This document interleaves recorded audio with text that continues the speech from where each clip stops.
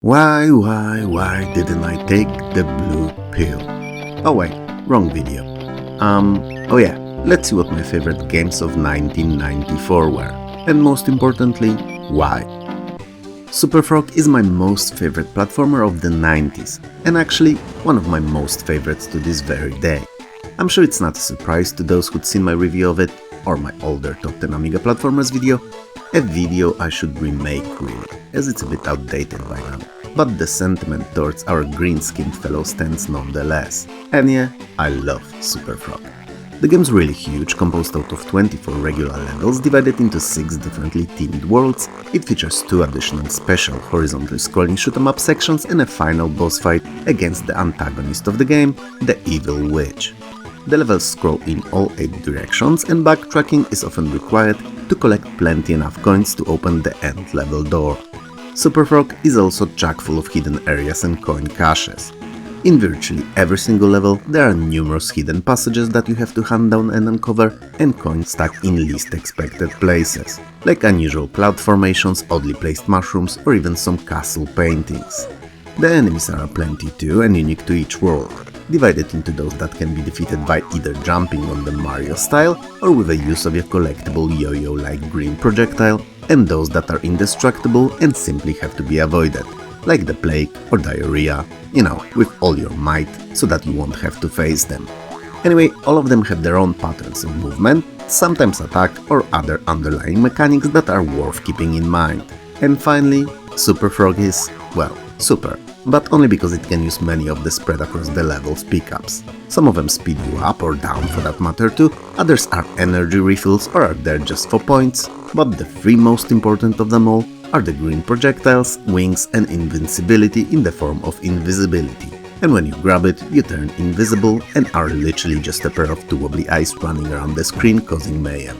Whatever you do, however, whichever powers you might have, there's one thing to remember, and it's that spikes always equal instant death. Period. Now, all that is fine and dandy, but why is Superfrog one of my favorite games, you may wonder? Well, if all I just said somehow isn't enough to explain, and let me tell you, give it an hour and you'll know that it is, it's also because, like many games of the yesteryear, I mostly played Superfrog with a friend of mine. And as per usual, we would switch control whenever we lost a life or completed a level, or when we knew that one of us was better at particular challenging stage. I did pretty well in a castle and used to remember all its secrets, and a friend of mine could wrap his head around all those circus areas that gave me headaches. Point is, it's an incredible game alone, but in couch co-op, joystick swap environment, it's so much better. UFO Enemy Unknown is one of my favorite and also most important games of all time. Objectively speaking, whether you're into its mixed like my random stream of thoughts genre or not. And as an unintended bonus, it's also an excellent start to the series that I, and many others alike, still play to this day, albeit in newer, modern outings of XCOM and XCOM 2 by Firaxis. UFO Enemy Unknown, aka XCOM UFO Defense, is a mixture of grand strategy with tactical combat encounters, good old base management and some very superficial, but oh so important to me, RPG elements. Explosive concoction that delivers heaps of fun for hours on end. Today UFO is probably best played using either Steam or GOG versions, as they run excellent on any piece of hardware from the last 20 years and can be enjoyed on even the potatoest of machines. Anyway, so you have your strategic layer in which you're seeing a globe in its full beautiful blue marble glory. Oceans, continents, cities, the likes. You can set up your bases there, detect alien crafts and their hidden bases. Because of course that they're hiding, they know that it's you who's after them, and also command your ships to either shoot the enemies down or take your troops to various mission sites to tackle the alien scum directly on the ground, be it down to UFOs, terror sites or set enemy bases. And while these combat encounters are the most demanding part of the experience, they are also most fun and rewarding too, often feeling like those alien movies where you're stuck with a small team of tough but tired and under-equipped marines against faster, stronger and better armed, deadly extraterrestrial forces. It's equally as horror-inducing as it's invigorating to lead all your units individually in turn-based, very atmospheric and extremely difficult combat. Then there's the management bit, where you're in full control of your base's design and expansion, adding rooms as needed, each with their unique properties and functions. You'll also hire soldiers, scientists and engineers, research, manufacture and arm both your units and ships, buy gear and sell loot from defeated aliens, In short, survive to make sure that the world will too. Arguably outside of the missions, this is where you'll spend most of your time, and it's nearly as important part of the game as the tactical battles are. And last but definitely not least, the main reason why I love UFOs so much are those very basic RPG elements. A buddy of mine and I used to play it back then together, the very same campaign, in a believe it or not, couch co-op, sharing our victories and losses.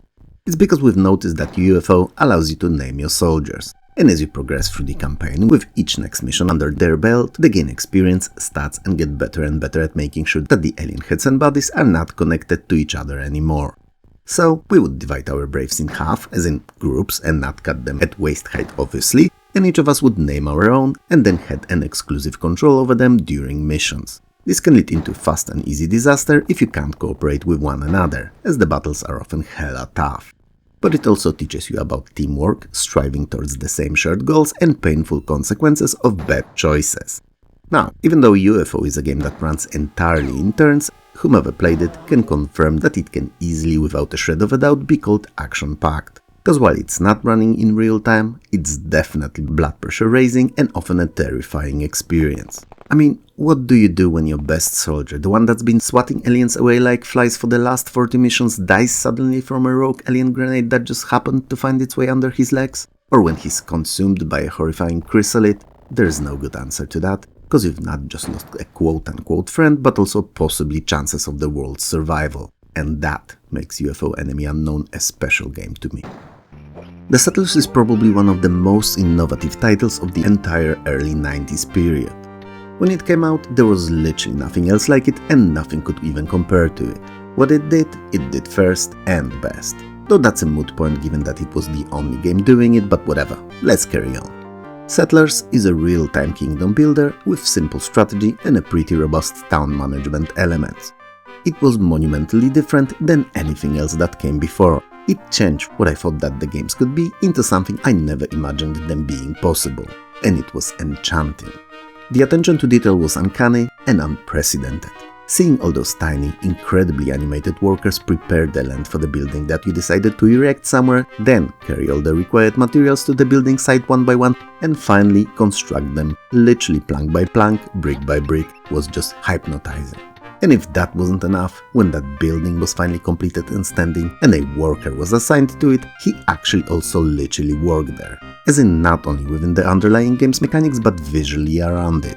So the woodcutter would go out each day to cut trees, and these cut trees would disappear from the map permanently. Well, I mean, until you would build a forester's hut, who in turn would earn his living by planting new ones. A fisherman would fish, a farmer would prepare and cultivate fields, which themselves took a while to grow too. And each and every one of those tiny fellows, regardless where they worked, actually did the job they were assigned to. You didn't have to look through a series of windows to confirm, you could see it with your own eyes. But if you think that's all, you're in for a surprise, because the backbone of the simulation went even further. Let's say that our little farmer waited patiently for his crops to grow, then harvested them and then left for a goods carrier to pick up. So, to make bread out of it, the crops would have to be taken to the mill first, where another worker, naturally assigned to it, would grind them into flour, and then leave it for pickup outside of his workplace. Said flour was then transported to a baker who would finally bake that bread. But even that bready, tasty and freshly baked, mouth-watering bread would have to be transported either to a castle or warehouse for safe storing. And all of that, every single step of each of those never-ending processes, took time. That's how intricate and detailed Settlers are. The underlying very deep, well-thought-out and complex system of haves and needs run this beast of a game, keeping supply and demand in check, requiring you to manage all of the available resources down to even each last piece of wood. To my young mind, Settlers was just magical and I couldn't get enough of it. Especially, and not many people know of it, since Settlers could actually be played in split screen on a single PC. It was not a co-op experience and you were definitely playing against each other, but that just added tons of extra excitement to this already pretty mouth-watering piece of a gaming pie. Many survival/settlement building games of today still based most of their mechanics on Settlers. And that's why you gotta love it. And why I did. Why I do. Pizza Tycoon is a humorous business simulation and management game made by Software 2000, a German-based developer. You know, this began as a running joke some videos ago, I don't know, a couple years or so back perhaps, when I said that the German developers made the best management games in the 90s. But as we went more and more in depth with them throughout the Amiga gaming history series and then those two, it became clear that if it was anything, it was definitely not a joke, but a rock-solid fact. So, rocked. A rock-solid fact. Write that down, it's a good one. Anyway, Pizza Tycoon is another incredible proof of that and also one of my absolute favorites at the time. On the surface, you're a plain, everyday restaurant and in-time chain of restaurants owner, a respectable citizen and businessman rolled into one, in a city either in Europe or USA.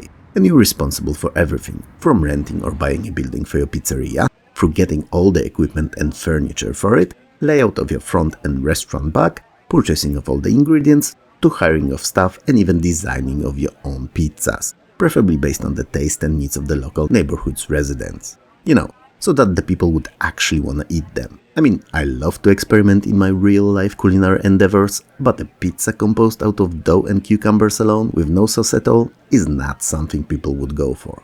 Unless in your chosen neighborhood it actually is. And then, well, then you should milk this terrible idea for as long as it sells.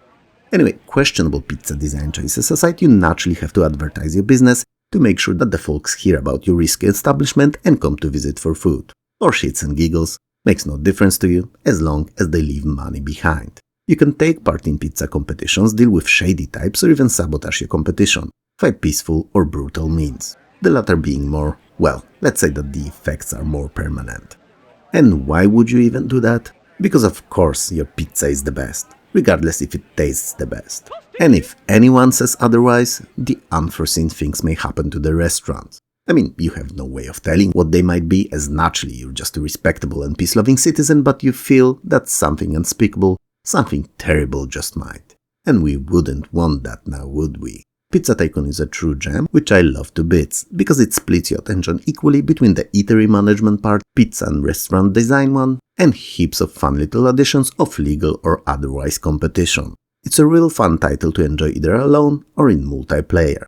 And since Amiga never received the English version, this PC outing is easily the best one and deserves way more recognition internationally than it ever received. Pinball Fantasies is my most favorite 2D computer pinball of all time, and a successor to previous, fun and quite successful in its own right Pinball Dreams. Both physics and graphics have been slightly improved over its predecessor, nothing major, but they feel better. And it's the tables themselves that had the bulk of the work done on them. They're much more imaginative in their design and creative in their feature placement. Still realistic, mind you, but not fearful of going that extra mile, you have a lot more action crammed into them. Fantasies features 4 of these unique tables, offering a wide selection of gameplay themes, each of them chock full of things to unlock, trigger and score huge points on. Or little and average points if you like myself. Cause while I love my pinball games, I'm not very good at them. Anyway, the tables have a dot matrix display now, which allows for additional extra minigames to be played on them if unlocked by special on-table events. Partyland is easily my most favorite table of them all. It's a funfair/amusement park themed one, and I played it with a buddy of mine in the early 90s to death. I mean, we would destroy keyboards on that table alone. Neither of us died. At least then, and definitely not because of the Pinball Fantasies. We've not kept in touch for years, and he was considerably older than myself, so you know, I'm not sure what's happening to him today. Anyway, to me, subjectively, it's a definition of the best 2D pinball table design. All the ramps are placed logically and in a way that allows for fun combo scoring of big points. The unlocks are easy to understand but challenging to get, it's difficult but not impossible, and getting better on it feels really rewarding. Then there's the Speed Devils, a racing table. I played it with a cousin of mine back then, whenever he came over. It wasn't often, and I wasn't very good at it, but it's a decent table with a fun and easy way of scoring rather large bonuses before the ball even drops to the main play area. If I remember correctly, that is, cause my memory is not what it used to be. In fact, it's way better now, cause instead of storing everything I throw at it, it only holds what my mind deems to may be useful in the future. Anyway, Billion Dollar Game Show is a TV game show themed table, surprise surprise, and probably the most demanding one of the whole bunch. It allows for nice scores too, but requires patience and learning the ropes of it. And finally, Stones and Bones, which is a better version of Nightmare Table from the first game and an obligatory Death Adjacent themed table that somehow always has to find its way into every good pinball game. I love the music in it, and it's probably the most atmospheric table in the entire package. Pinball Fantasies is amazing, easily one of my most favorite games in the entire genre to this very day. Always worth a playthrough, regardless if it's intentional or accidental when pondering on what to play next. And naturally, an experience best shared with others, or against others, as you know, you're playing for points here after all. On the first glance, Sid Meier's Colonization looks like a bare reskin of his earlier Civilization. But it's the use of similar tile-based engine in its presentation that is the confusing factor here, as despite some obvious similarities, it's an entirely different beast. One that also has sharp claws, teeth and is deadly, but needs totally different boss-beating tactic. For starters, it does not begin in a prehistoric era and only covers colonization period of North America. Then, it focuses much more on trade, training and hiring of skilled workers for various shops, rather than research of new units and buildings. And finally, it also tackles subjects of contacts, relations and cooperation with natives and old world forces. Especially that these latter really want to keep their strong iron hold on this new and resource-rich world. It's also a tale of a struggle for independence and the final conflict with British Army. I wouldn't say that it tells the story of a conquest of the New World as it really was, but as a background for an interesting turn-based strategy game, it's pretty sweet and works great. Colonization starts in 1492 and allows you to take control of English, French, Dutch or Spanish colonial forces. Each of these nations has their own unique abilities, making certain strategic gameplay approaches more viable than others when playing with particular choices. When playing Colonization, your time will be equally divided between setting up and expanding of your numerous colonies, cooperation with friendly natives, and wars. Wars with unfriendly tribes, other colonial powers, and eventually old world forces. Sometimes all at once, because why the hell not? Colonization is a really cool classic game worth having and being played by any true strategy aficionado. Why was it so beloved to me though? I mean, other than its music, which is just an instant earworm to me, and I still have dreams with it running as a background tune. Well, after playing Civilization for hours on end and loving it, I still craved more of the same kind of experience, but feeling different, unique, feeling like its own thing. And that's precisely what Colonization offered. The interface was something I was instantly familiar with, and the mechanics required maybe 5-10 minutes for me to getting used to. The concepts, goals and the content took much more to learn thoroughly, but that's what made the game so fun. It was old, it was new, it was as great as the game I graduated to Colonization from. Aces of the Deep was my most favorite submarine simulation of the early 90s on PC. On Amiga I played Silent Service 2, but Aces of the Deep ruled over the deep and wide oceans of those gaming. Partly because of how easy it was to pick it up and just start playing, partly because it was unparalleled when it came to realism, and finally because it took some time to master and wasn't one of those games where you could just jump in and just carry on winning all the encounters that the game threw at you. So, while being approachable, it also posed the challenge and made you think and get better, learning from each and every encounter you took part in, be it a win or a loss. Though a loss often meant a full-on restart, so you better keep on winning, you hear me? Anyway, since you can pick the exact starting point of your campaign, you could in theory play throughout the whole World War II, starting in smaller U-boats and along the way, while getting promotions, gain command of bigger and better submarines. And yes, mention of U-boats is not a mistake, as this time the kicker is that you don't play as allies, but take control of a German sub. Graphics-wise, I gotta say that despite the VGA's low resolution, Aces of the Deep still looks great today, with all those waves hitting your periscope in an uncanny rhythm, and ships dancing on the waves on the horizon, just waiting there to be sunk with a barrage of your precisely aimed torpedoes. It was enchanting and artistic in its own early 90s way. Sound design too was as realistic as I could imagine it being in a submarine. I mean, sure, I've never been in one myself, so I have no reference points to compare them to, but that's how I imagined a sub sounding, with all the beeps, boops and dings steering through the sea of quiet. And it's that realism, or well, supposed realism, that got me so into it. I really felt as a submarine commander leading my troops and my boat into conquer of numerous enemy forces. Even if, in the game, I was clearly representing the wrong side of the conflict. It was a bliss. Theme Park is easily one of my most favorite games. Yes, period. Not in its genre only. I played it first on the Amiga and it was a love at first sight. I saw it at a buddy of mine's home when I came over to play arcade pool and king ping bowling with him and his wife. And yes, I was a young teen back then, and once again yes, that friend was a grown-ass man with wife and kids. And finally, no, there was nothing perverse or weird about it. We literally just played games, read fantasy books like maniacs, and then talked about them for hours. I know, crazy I had time to read books and then talk about them. Unthinkable. And if the math doesn't compute here for you, you're correct. All of it did not take place in 1994, but a few years later. But Theme Park is a 1994 game, so here we are. Anyway, ever since then I had a soft spot for the game. It's a business management simulation in which you run an amusement park. While it offers some sort of a campaign in which you can conquer different parts of the world, building parks all over it, bringing that little extra fun to it, in the same time cashing in big naturally, the game itself is quite open-ended and you don't really have to ever leave the area that you choose or particularly like. You can just stay there, amassing wealth and optimizing your park down to the layout of each queue or pathway, location of toilets or drinks and food serving facilities. All to earn more and spend less. In Theme Park, you're responsible for everything to keep the place running and the money flowing. From building of various attractions, hiring staff, research, supplemental facilities and prices, to even such minute details like aforementioned queue placement for each ride, an amount of sugar in ice cream or bubbles in sodas. And I'm not even joking here. These are actually things that you can really change in the game.